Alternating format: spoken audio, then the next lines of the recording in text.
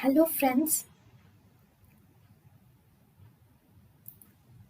Welcome to Creative Medicine. In this lecture, we will learn about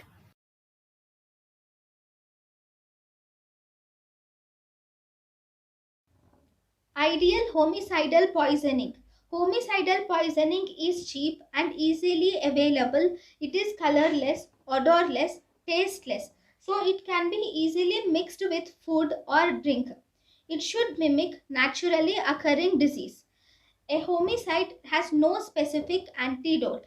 It has no specific post-mortem change.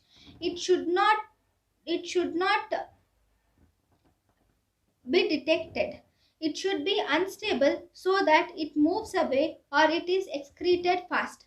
Example, the ideal homicidal poisoning include fluorine and thallium. They satisfy most of these. Most ideal homicidal poisoning is fluorine and thallium, but most commonly used homicidal poisoning is arsenic and aconite.